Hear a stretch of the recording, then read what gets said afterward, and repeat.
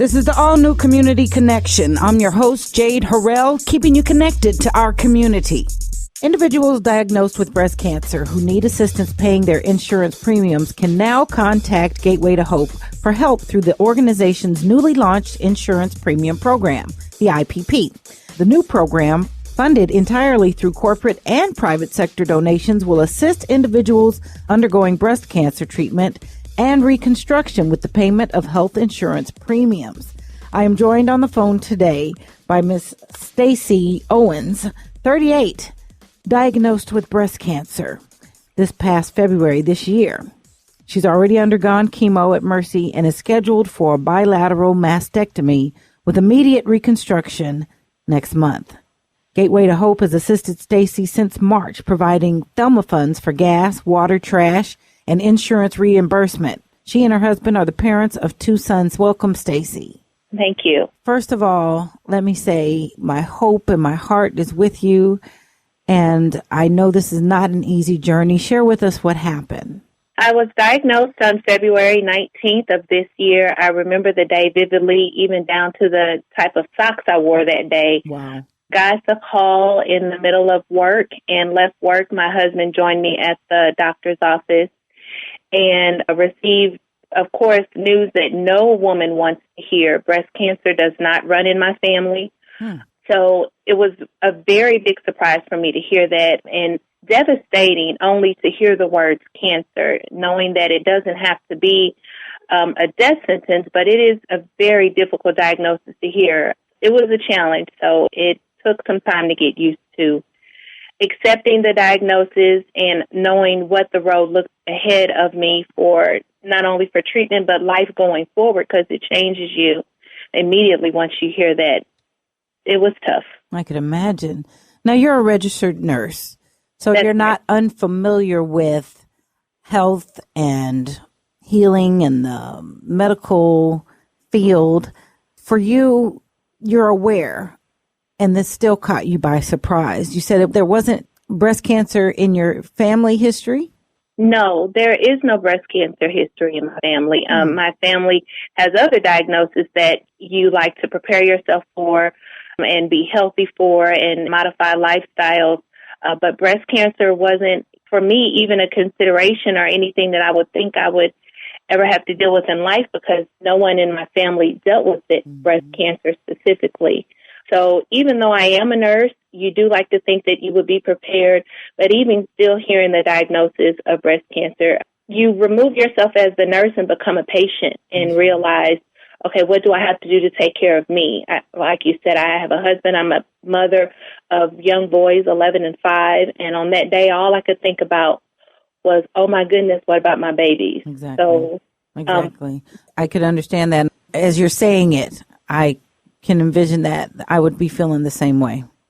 Absolutely. What was the indicator that you needed to be tested, or how did you discover enough to even get that call? What was happening in your life at the time prior to the call? I was really just living life. I check my breast daily, always have, because one thing that does run in my family is fibrocystic breast. And those are the lumpy, bumpy kind of breasts that you have. And so I always checked my breast, always did my own self-exams. I did them every day.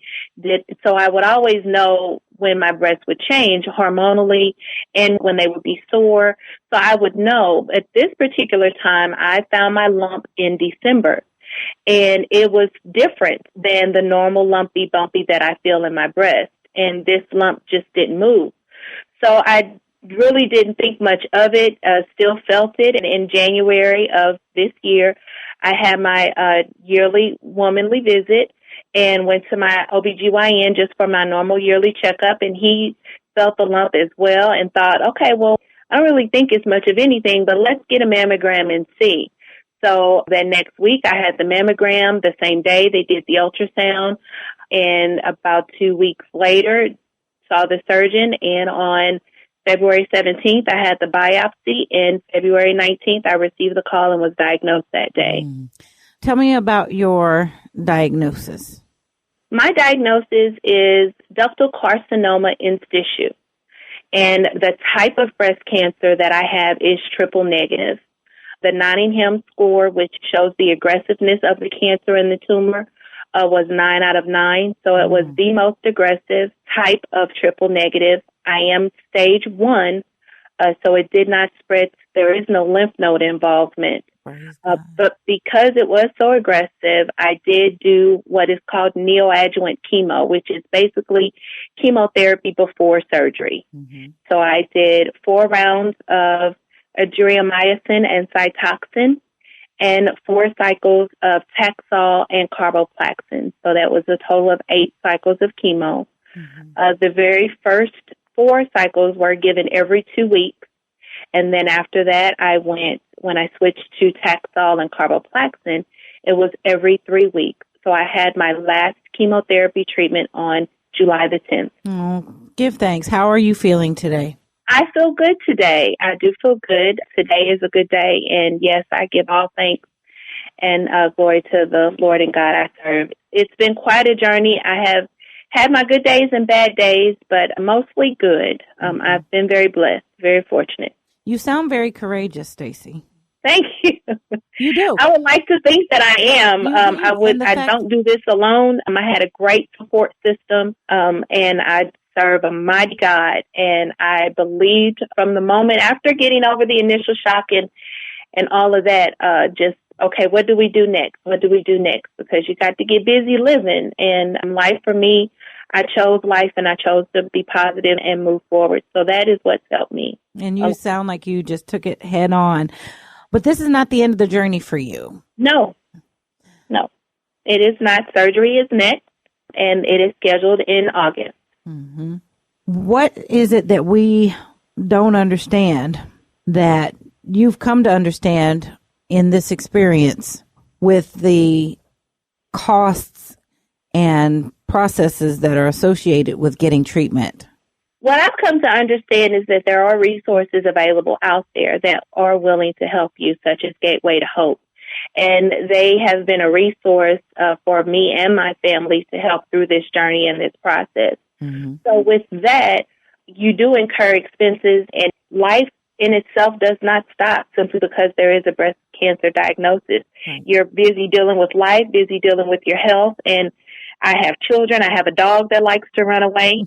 And so, you have to deal with those things. And in the process of not feeling well and not doing good on days after treatment and weeks after treatment. So for me, understanding that there are resources out there and willing to be able to share my story so that there are women that know that you're not alone in this process, and there are people, wonderful people and resources that are here to help support you and guide you through this process. Super. How did IPP help? IPP helped with the financial aspects of me with compensating for the treatment for the insurance. So that's how it's helped me. It's come in and help bridge the gap for me and my family so that we could focus on getting better and getting well and kind of reallocating our funds to other places while that one filled the gap for the IPP. So that is how it's helped me and my family. And tell us how that makes a difference. I love that you included so that we could focus on getting better. Yes. And it does help because it alleviates that part of the financial burden. They like to tell you through breast cancer, don't stress and let's worry on getting better and getting well. And there are days where that's a lot easier said than done. You do still worry about the typical everyday thing. So IPP has been that one thing that has helped alleviate that part of stress for both me and my husband. Absolutely. So you've come forward to make sure that other women know and understand that there is help available, that there are great people out there to support. What is your encouragement for the women that are listening here today? That this is a process. It is a life-changing journey. And my advice to anyone is to accept it, acknowledge the painful process that it is, and make a choice. Make a choice to choose to be positive. Make a choice to choose to reach out for help, whether that is through support of family and friends, additions of wonderful resources like Gateway to Hope. Be willing to utilize the network of support and resources that are available. And for me, I chose life, and for anyone else, it is my encouragement that you choose life and choose hope, because there is hope, and there are so many good days ahead of us all, and being positive and encouraging yourself through the journey that you are not alone, and that support and resources are out there for you to help you through this journey. You have certainly lifted my spirit. I'm very encouraged by what you just said. In living positive and staying positive, what are some tools or tips that you use to help when that may become a challenge? For me, it's prayer, and it is reaching out to support of my husband and my friends that I have. That has worked for me. Being alone sometimes is a good moment because it gives you an opportunity to reflect. I have a rule of 3, so I never allow myself more than 3 days to be mad, upset, angry about something. And on that 3rd day, I make a choice. And so for me, my 3rd day with breast cancer came on a Saturday. So I woke up that day and made a choice. It was easy because my son had a basketball game that day. So it made it easy to be positive and cheering on his little basketball team. But for me, it will always be prayer, and it will always be the support of family and friends. I did have tough days, but they did not allow me to wallow in the pity. And when I would get at that point, they would say, "Okay, Stacie, let's just do it. You can do this. You are positive. We love you. God is able. He has seen you through this far, and He will not leave you alone." So for me, my peace rests in that. And I think that would be a great recommendation for the rest of us. Again, Stacie Owens, thank you so much. God bless you and your family and your sons. What are your little boys' names? They are Dylan and Dallas. I absolutely love it. I have sons in your son's age group, so I know that it is a fun and exciting time. They are 11 and 5. They are full of love and busy everything. Absolutely. So you most certainly made the right choice, and I appreciate you stepping forward and helping other women and our listeners do the same.